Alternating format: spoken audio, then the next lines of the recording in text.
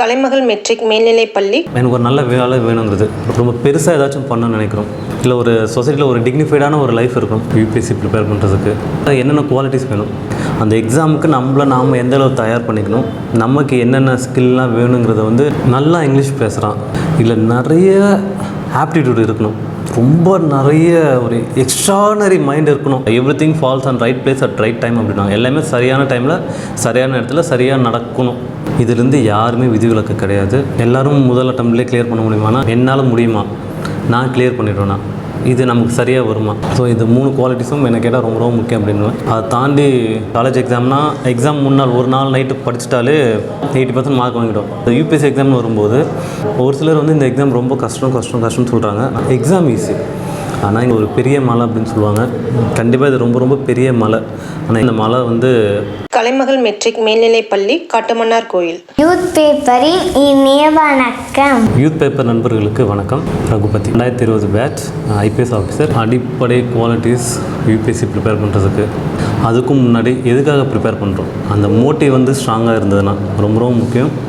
Motives எதுக்காக exam prepare பண்ணுற காரணம் ரொம்ப ரொம்ப ஸ்ட்ராங்காக இருந்துச்சுன்னா நம்ம பண்ணுற அதோட ஆக்ஷனும் அதுக்காக பண்ணுற ஹார்ட் ஒர்க்கும் அதே அளவு ரிஃப்ளெக்ட் ஆகும்.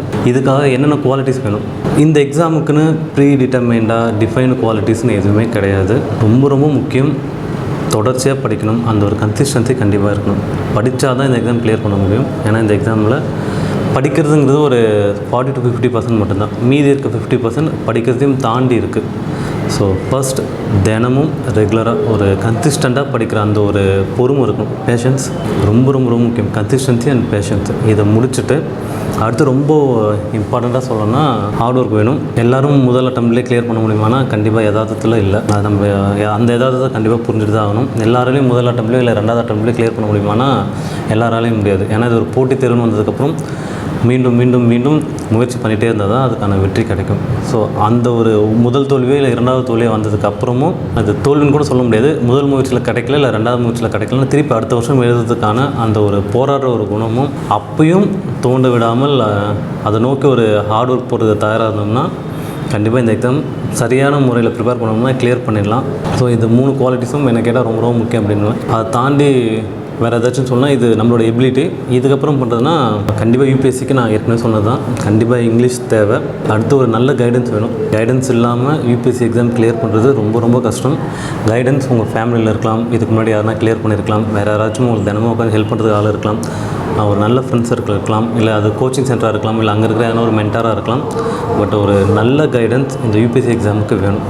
அது தாண்டி என்ன வேணும்னா இந்த எக்ஸாமோட புரிதல் வேணும். ரொம்ப ரொம்ப முக்கியம். ஒரு எக்ஸாம் ப்ரிப்பேர் பண்ண ஆரம்பிக்க போகிறோன்னா இந்த எக்ஸாம் நம்மக்கிட்டேருந்து என்ன எதிர்பார்க்குது அந்த ஒரு புரிதல் இருந்தால் தான் நம்ம அதுக்கு என்ன கொடுக்க முடியுமோ அது கொடுக்க முடியும். அந்த புரிதல் ரொம்ப ரொம்ப முக்கியம். இந்த எக்ஸாமோட டெப்த் என்ன, எவ்வளோ ஆழமான ஒரு எக்ஸாம் நம்ம எழுத போகிறோன்ற ஒரு புரிதல் இருந்தால் தான் அந்த எக்ஸாமுக்கு நாம் எந்த அளவு தயார் பண்ணிக்கணும், நமக்கு என்னென்ன ஸ்கில்லாம் வேணுங்கிறத நமக்கு அப்போ தான் புரிய ஆரம்பிக்கும்.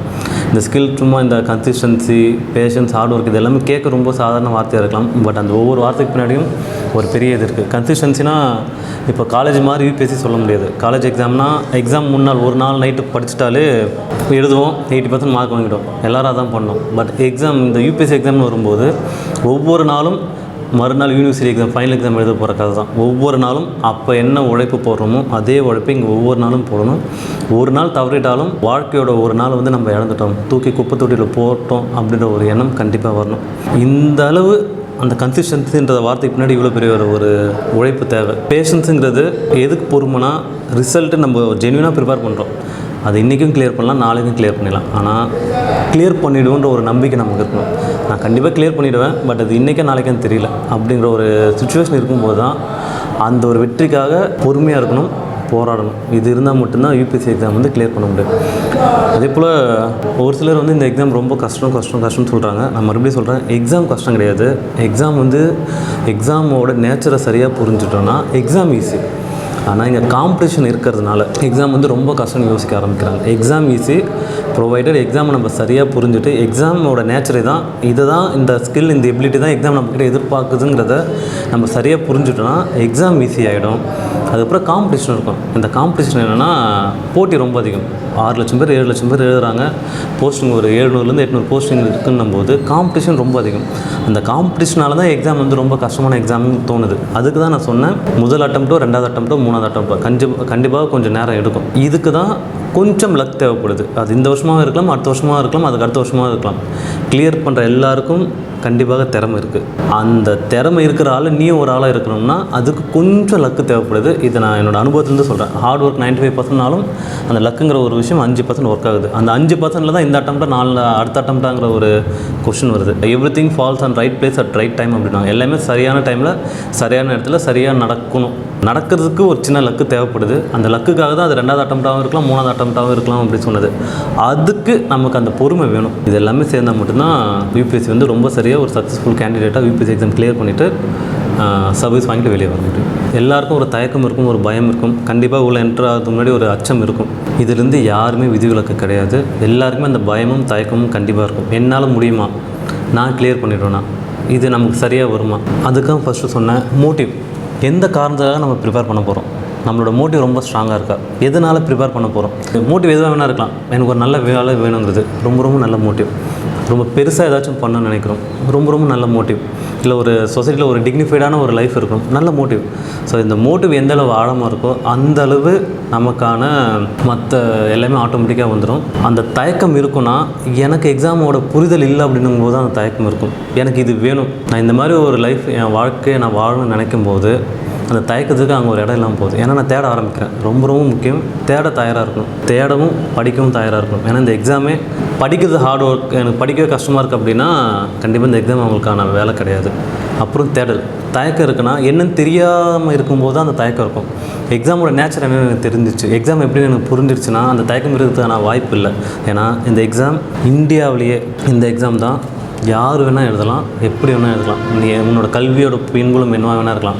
நீ தமிழாக இருக்கலாம், இங்கிலீஷாக இருக்கலாம், ஹிந்தியாக இருக்கலாம், மராத்தியாக இருக்கலாம், யார் வேணால் இந்த எக்ஸாம் எழுத முடியும். சமூக பின்புலம், எந்த ஜாதிய கட்டமைப்பாக இருந்தாலும் சரி, எந்த சமூக கட்டமைப்பாக இருந்தாலும் சரி, எந்த மதமாக இருந்தாலும் சரி, யார் வேணாலும் இந்த எக்ஸாம் எழுத முடியும். அப்பா வந்து பின்புலம் இப்படி இருக்கணும், அப்பா இங்கே படிச்சிருக்கணும், அங்கே படிச்சிருக்கணும், ஃபேமிலி பேக்ரவுண்ட் இங்கே இருக்கணும், இந்த ஆக்குபேஷனில் இருக்கணும், இந்த எதுவுமே இல்லாமல் யார் வேணாலும் ஃப்ரீ அண்ட் ஃபேர் அப்படின்வாங்க, சுதந்திரமாகவும் நேர்மையாக இந்த எக்ஸாம் எழுதலாம். இந்த எக்ஸாமும் நேர்மையாக தான் நடக்குது. இது வரைக்கும் அதில் எந்த ஒரு மாற்று கருத்தும் இருந்ததே இல்லை. அப்படி இருக்கும்போது நான் ஒரு தனி மனிதனாக நினச்சி நான் இந்த எக்ஸாம் வந்து அதுக்கான ஒரு நியாயமான ஒரு ஹார்ட் ஒர்க் கூட எழுதுனேன்னா கண்டிப்பாக கிளியர் பண்ணலாம். அப்படி இருக்கும்போது அந்த தயக்கத்துக்கான இடம் இல்லை. ஏன்னா ரொம்ப எளிமையான எக்ஸாம், ப்ரொவைடட் எக்ஸாமோட நேச்சர் புரிஞ்சிடுச்சுன்னா. அச்சம் என்னென்னா, எக்ஸாம் பற்றி நிறைய மித்து இருக்குது. எக்ஸாம் பற்றி புரிதல் இல்லை, வெளியே அந்த எக்ஸாம் எப்படி பார்க்குறாங்க அப்படிங்கிறது, அதனால தான் இந்த அச்சம் வருது. இது எல்லாருக்கான எக்ஸாம் அப்படிங்கிற ஒரு புரிதல் நம்ம உள்ளே இறங்கி நம்ம தேட ஆரம்பித்து யாரெல்லாம் இந்த எக்ஸாம் கிளியர் பண்ணியிருக்காங்க, அவங்க எந்தெந்த மாதிரி பேக்ரவுண்ட்லேருந்து வந்திருக்காங்கன்னு ஒரு சின்ன ஒரு செக் பண்ணாலே போதும், இந்த அச்சம் கண்டிப்பாக இருக்காது. ஏன்னா வெளியேருந்து சொல்லும்போது இது ஒரு பெரிய மலை அப்படின்னு சொல்லுவாங்க. கண்டிப்பாக இது ரொம்ப பெரிய மலை. ஆனால் எக்ஸாம் புரிஞ்சிடுச்சுன்னா இந்த மலை வந்து மணலால் கட்டப்பட்ட மலையை தவிர கல்லால் கட்டப்பட்ட மலை இல்லை. எதுக்கு நமக்கு இப்படி காமிக்கிறாங்கன்னா, உள்ளே என்ன இருக்குன்னு நமக்கு யாரும் சரியாக சொல்கிறதில்ல. இது ரொம்ப எளிமையான ரொம்ப நியாயமான ஒரு எக்ஸாம். ஸோ அந்த புரிதல், ஒரு 12வது படிக்கிற பையனுக்கு இருக்கிற புரிதல் சரியான அந்தளவு புரிதல் இருந்தாலே, ஒரு 12வது படிக்கிற புக்கை படித்து நம்மளால் சரியாகவும் நியாயமாகவும் புரிஞ்சிக்க முடிஞ்சிச்சுன்னா அந்த ஒரு ஸ்கில்லே போதும் இந்த எக்ஸாம் வந்து கிளியர் பண்ணுறதுக்கு. அந்த ஸ்கில் ஒரு ஃபண்டமெண்டல் ஸ்கில்லாக இருக்கும். அது மேலே நம்ம எவ்வளோ வேணுமோ நம்ம அதை டெவலப் பண்ணிக்கலாம். ஸோ இதுதான் இந்த எக்ஸாம் எதிர்பார்க்குது. இதை தாண்டி இந்த எக்ஸாம் வேறு எதுவுமே எதிர்பார்க்கல. யார் வேணாலும் எழுதலாம். இந்த எக்ஸாம் நிறைய பேர் சொல்கிறதில்ல, கட்டமைச்ச விதமே எல்லாருக்குமான ஒரு தேர்வாக இருக்கணும். இங்கே தேர்வாகிற மக்கள் எல்லாருக்குமான ஒரு பிரதிநிதியாக, எல்லாருக்குமான ஒரு மனுஷனாக இருந்தால் எல்லாருக்குமான வேலையை செய்யணுங்கிற அளவு தான் இந்த எக்ஸாம் வந்து கட்டமைச்சிருக்காங்க. இதுதான் இந்த எக்ஸாமுக்கான நேச்சரும் கூட. நல்லா இங்கிலீஷ் பேசுகிறான் அப்படின்னு இந்த வேலை எதிர்பார்த்துச்சுன்னா இருக்கிற எல்லா ஹோட்டல் ரிசப்ஷனிஸ்ட்டும் அவங்க ரெக்ரூட் பண்ணிக்கலாம். இல்லை நிறைய ஆப்டிடியூட் இருக்கணும், ரொம்ப நிறைய ஒரு எக்ஸ்ட்ரானரி மைண்ட் இருக்கணும். அப்படின்னா இருக்கிற எல்லா ஒரு ஐஐடி வாசலையும் போயிட்டு யூபிஎஸ்சி வந்து ஒரு போர்டு போட்டு உட்காந்துடலாம், நாங்கள் ஐஐடிலேருந்து ரெக்ரூட் பண்ணிக்கிறோம், ஐஏஎஸ்சிலேருந்து ரெக்ரூட் பண்ணிக்கிறோன்னு. இது அவனோட எதிர்பார்ப்பு கிடையவே கிடையாது.